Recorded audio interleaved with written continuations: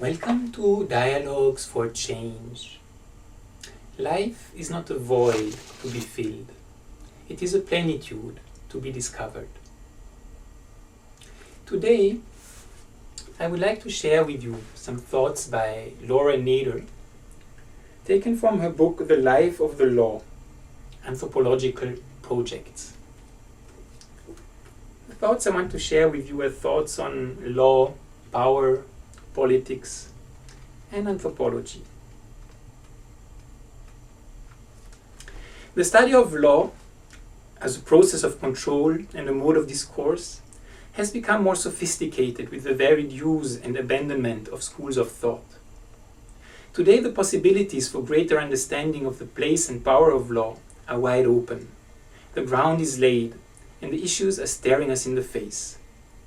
The imposition of the dichotomous Western categories that are embedded in cultural practices, categories such as collective versus individual property, justice versus injustice, statism, the belief that rights are defined by texts, treatises and the like, versus universalism, the idea that values are of a universal validity, as well as conflicting arguments about how law contributes to dynamizing culture. The talent is there, both in anthropology and in law, where legal scholarship has moved away from a purely technical focus toward a mutually constituting interaction between law and social experience. While acknowledging that law is used as a means to power and mobility and as a means to exert control over human and natural resources, anthropologists also seek to examine the functions of law not directly related to control, like freedom from want and freedom to fashion the future. There are today numerous bestsellers that historicize the divorce of the natural from the human. Many of them deal with ownership of information, of culture, of the genetic code. A commonwealth of resistance is emerging in which the biggest battles will be over property rights, the anthropology of ownership, of nature, of commercialism. Law movements in the United States in the 1960s were proactive. People do not adapt passively to policies imposed upon them here or elsewhere, particularly when these legal changes affect their culture, their social dynamic, their livelihood, and consequently their own systems of justice. There are idioms in legal processes that extend beyond the politics of power and control. Idioms that open windows onto defining social relationships, that define and redefine justice, that provide entertainment and drama, that create new science as well as new rights and remedies and institutions, and that define culture as property itself an exercise of power, reminding us that culture is a dynamic process. In the intellectual property rights area, we are dealing with the Western law of copyrights, patents, trademarks, and trade secrets. But the interactions of Western law with radically different systems of law challenge a number of basic assumptions in Western law. For example, notions that one cannot patent old ideas in the service of the group rather than the individual. The search is on for new legal instruments when the old will not do. I refer here to the emerging international law of human rights of indigenous people. All these legal developments are present in the work of new collaborators.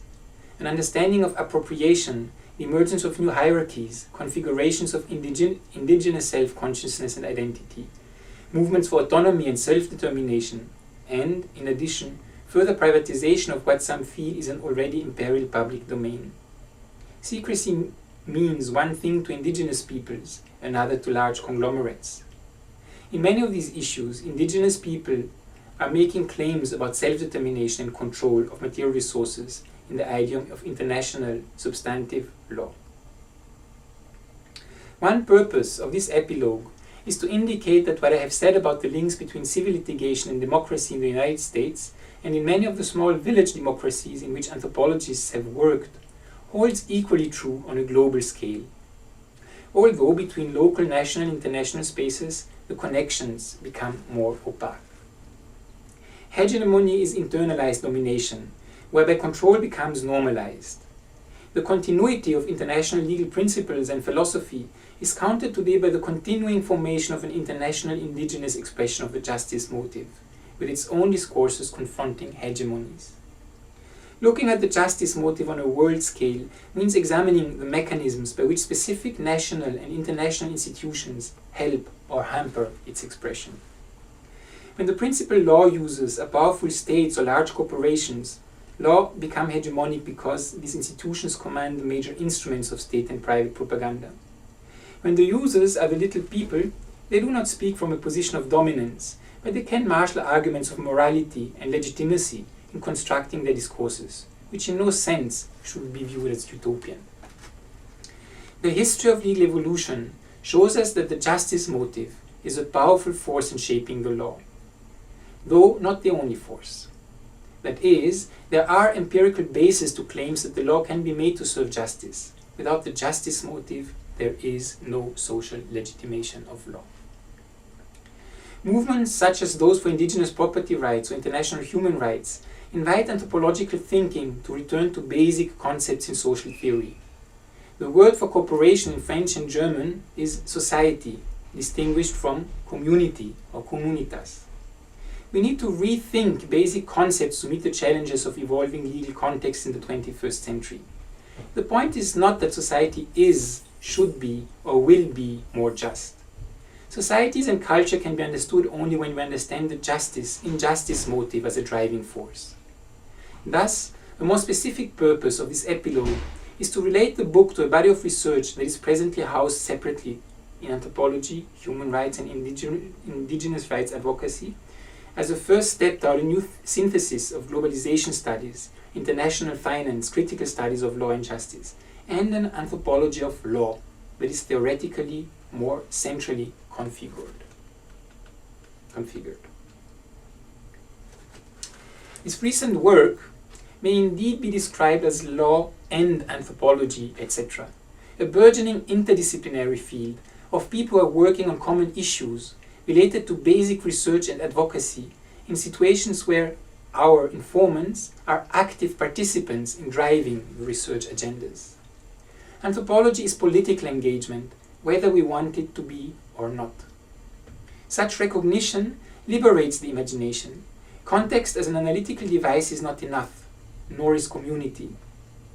Schools of thought are blurred, and multiple mirrors combine to enlarge both the strategies of research and the recognition of common objectives, one of which is an understanding of the relationship of global to local, as well as of locals to locals.